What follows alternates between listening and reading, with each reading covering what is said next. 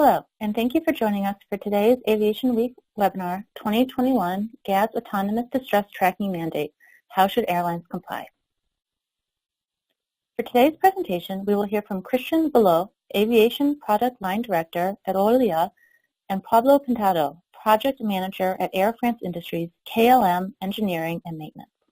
On today's webinar, Christian and Pablo will speak about Orolia and its place in the aviation industry, search and rescue expertise, and the CNAD Emergency Locator Transmitters, ELTs. Next, presenters will discuss the GAD standards, ICAO's Global Tracking Initiative, and key requirements and deadlines for operators. Finally, presenters will cover Orolia's and how it's leading the way to GAD's compliances, its working groups and Helios program introducing the ELT-DT concept and implementing Orolia's CNAD Ultima DT. And with that, I would like to pass it off to Christian. Thank you, Alice. Thank you very much. Indeed, I would like to start the presentation introducing Orolia. Orolia is a high-technology company specialized in resilient positioning, navigation, and timing, what we call PNT. Our solutions generate, distribute, and process highly accurate time and frequency signals, which are then used to detect, trace, control, analyze, and synchronize time and location critical events. A good way to illustrate Orolia's expertise in resilient PNT is through search and rescue. Orolia has developed expertise in search and rescue technologies as we design, manufacture, and supply all kinds of distress beacons for many applications, including all types of aircraft, military jets, vessels, or outdoor activities. What people generally do not see behind those devices are the key space segments and ground activity, ground infrastructure with support, detect, and distribute distress signals to the appropriate authority. Once a distress beacon is activated and has started transmitting, the COSPAS payload installed on GPS, GLONASS, and Galileo constellations will pick up the signal and transmit it back to a receiving station on Earth. These are called local user terminals.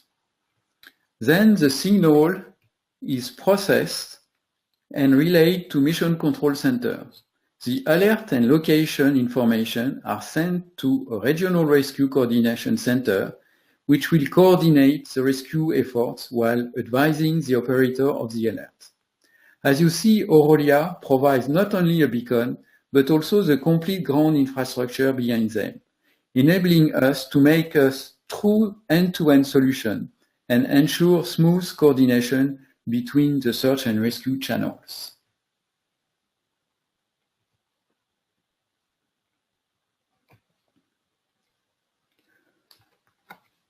While Orolia is quite a name in the aviation industry, its CNAD brand has been providing emergency locator transmitters, ELTs, on the marketplace since 1995. Indeed, CNAD is supplying around 30 OEMs worldwide and more than 250 airlines.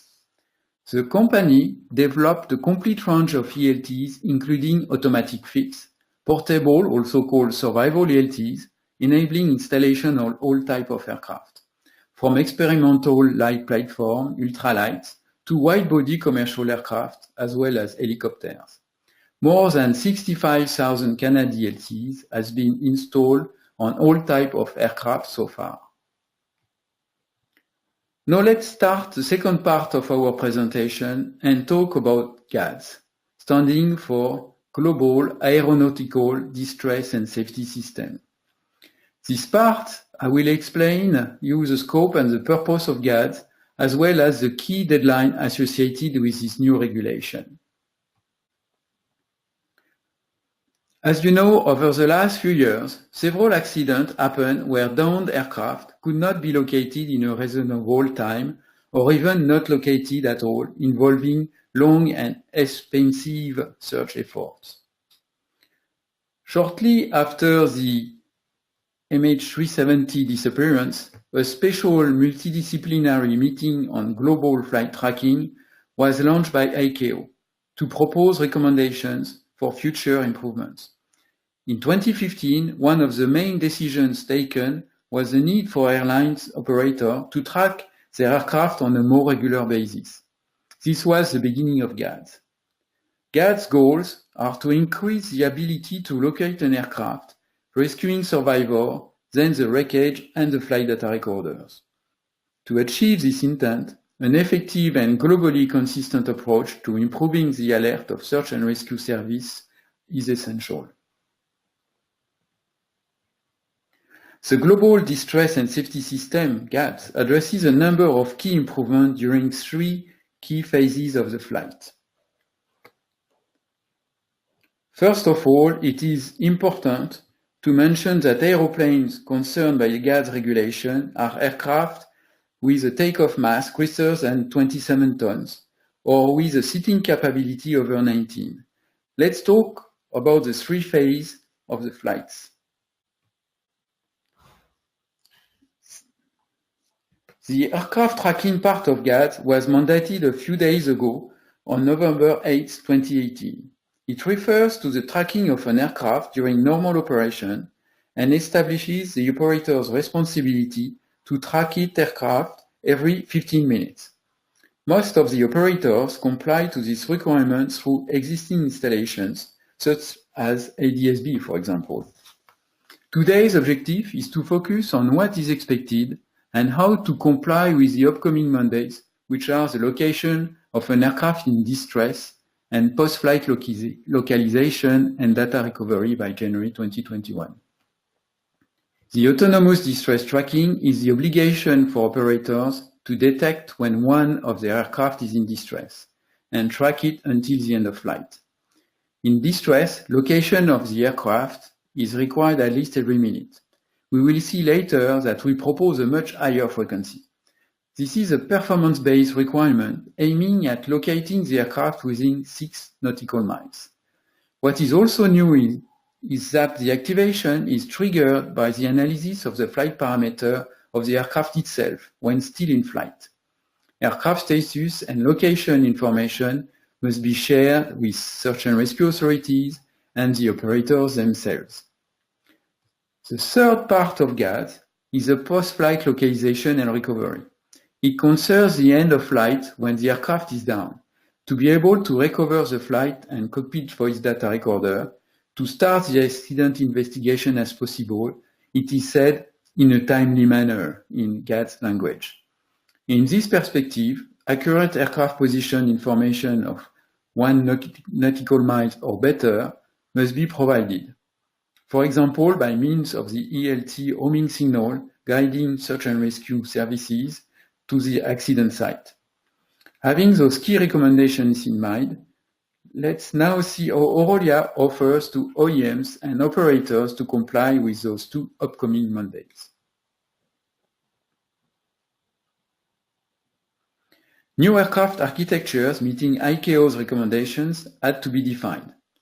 This is the aim of the AIRINC Working Group on Global Aircraft Tracking. Orolia is an active contributor to the AIRINC Working Group, and we are also in constant collaboration with aircraft manufacturers to align system architecture with the regulation. We have been defining a performance-based solution for an airborne equipment communicating with a proven ground infrastructure in emergency management and search and rescue, such as COSPAS-SARSAT.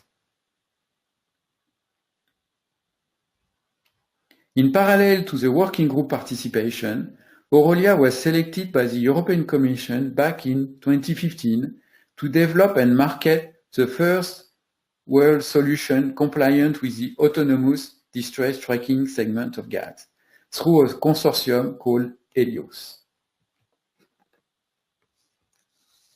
This project, led by Orolia, also includes key industry leaders in aircraft design and manufacturing, external antenna design, and aircraft modification, including the development of a GADS-compliant STC for the A320 family.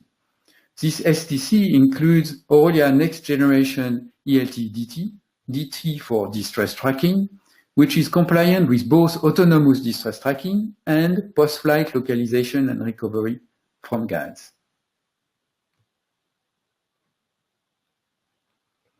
This ELT, called Ultima DT, communicating with the proven COSPAS-SARSAT infrastructure for detection and distribution of distress alerts to the relevant SAR authorities, communicates with operators at the same time. The Ultima DT comes with an external trigger inflate capability, which will enable the ELT to transmit a distress message after analysis of the flight parameters by the aircraft avionics itself. Moreover, should the flight return to normal conditions, normal operations, the ELT will deactivate automatically, preventing from false alerts. The autonomous distress tracking function is provided by the embedded GNSS, acquiring the aircraft location permanently. As a redundancy, the unit will also be connected to the aircraft GNSS through the ARINC 429 bus.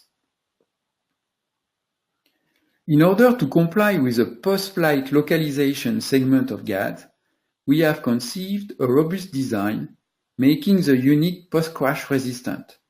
The Ultima DT will be transmitting on 121.5 MHz homing frequency to guide SAR operators in their final approach to the accident site.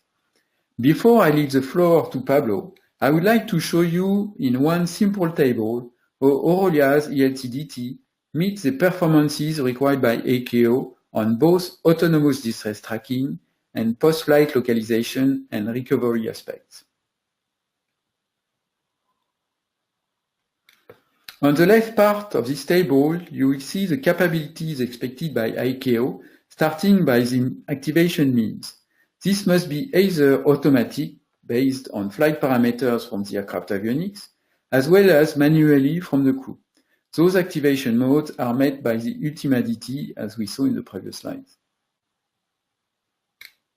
In addition to that, the aircraft position should be initiated at least 5 seconds after the detection of the distress conditions, and then refreshed every minute. The Ultima DT will exceed this requirement by transmitting after 5 seconds and refreshing aircraft position every 5 seconds during the first 30 seconds.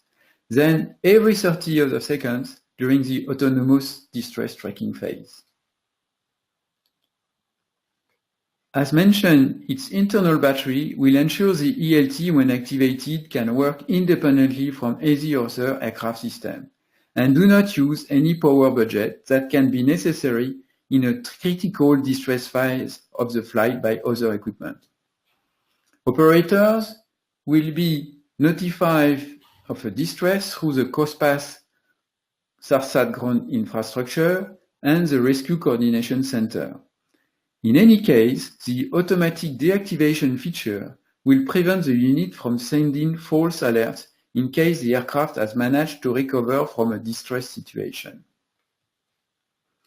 Finally, the Ultima DT meets the post-flight localization and recovery functions through its crash-resistant design, which includes the 121.5 homing signal used to guide search and rescue teams and provides very high location accuracy required as part of the mandate. I will now ask Pablo Pintado to present the STC of the Ultima DT on A320.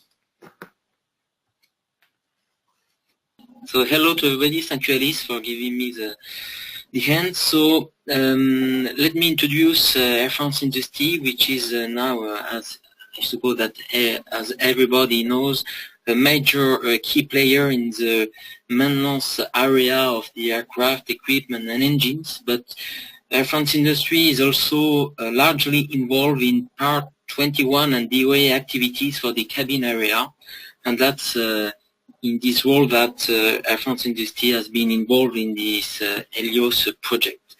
So my presentation is divided in 2 slides. The first slide is going to talk about the technical integration of this modification itself, and the second slide will address the certification of this project. Okay, so for this first slide, the pre-mod configuration has been based on an A320 aircraft from the Air France fleet, We used it as a pre-made configuration. The post-modification, which will allow to install the new LTDT system, will consist basically in the removal of the existing LT system, which include the beacon, the antenna, the remote control panel in the cockpit. After this, we will install the new antenna manufactured by Cobham. We will adapt the existing rack in order to install the LTDT beacon. We will also install the remote control panel in the cockpit. Coaxial cables between the antenna and the LTDT will also be included in this design. The wire harnesses between the RCP, the LTDT, and some Avionics equipment will also be installed and designed by Air France in terms of routing. Installation of power line supply to supply the LTDT with the aircraft in 28 volts will be also part of this design. So regarding the LTDT certification, AIFI KLM ENM is developing a supplemental type certificate for the A320 family aircraft to retrofit the GATS compliant Aurelia LTDT as part of the European Commission for the Helios project. Air France DOI will create and design a specific Air France service bulletin to describe the technical implementation of this LTDT system and to provide all the technical instruction to perform this installation. Certification test, which will be performed during the prototype working party, will allow the EASA to certify the modification regarding the measurement of this and the result of the certification test. Once granted, this LTDT STC could be adapted to any A320 aircraft of any fleet in the world. So we hope to have a lot of possibility to implement this new LTDT on other A320. Okay, thank you both for that presentation. Now on to the questions. You mentioned that ELT had an internal battery. Is it a lithium battery? And if yes, is it compliant with the requirement on special conditions?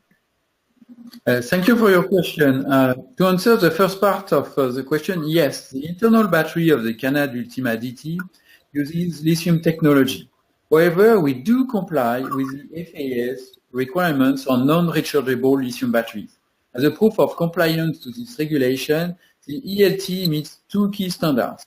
Firstly, the DO227A, which are the minimum operation performance standards for non-rechargeable lithium batteries.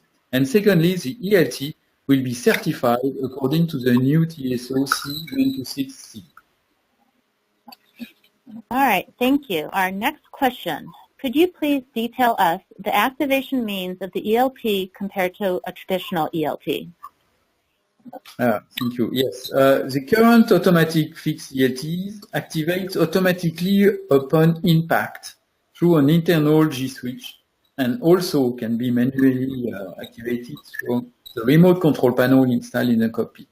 The new ELTDT will be automatically activated by the aircraft avionics when still in flight and can also be activated manually with a control panel as we see today. In terms of automatic activation, there will be three main ways. First, the ELT will trigger in flight, receiving a dedicated label on the AirWing 429 bus. The activation is computed by the aircraft in accordance with the ED 237, where criteria are defined. The second part is, in addition to that, the ELT will activate automatically if there is no activity on the AirWing 429 source. And third, to add a redundancy and looking at various scenarios, another reason for activation will be if the 28 volt is not available for more than 5 seconds. When activated, the LT is working on an internal battery and is completely resilient to the aircraft helicopter. Sorry, I have to restart this point. To add a redundancy and looking at various scenarios, another reason for activation will be if the 28 volt is not available for more than 5 seconds. When activated, the LT is working on its own internal battery and is completely resilient to aircraft electrical power loss. Okay, and our other question, when will the ELT be available? Even if we already started the certification process, this is not something we can publicly communicate on today. So I invite everyone who is interested in receiving information to get in touch with us so we can discuss particular plans. All right, thank you. And it looks like that is it for questions at this time. Before we sign off, I'd like to thank both Christian and Pablo as well as our sponsor, Worlia. I would like to remind you that the on-demand version of this event will be available on the Aviation Week website within the next 48 hours and will be available for 1 full year. You'll also receive an email in the next 24 to 48 hours with a link to access. Thank you so much for attending and have a wonderful remainder of your day.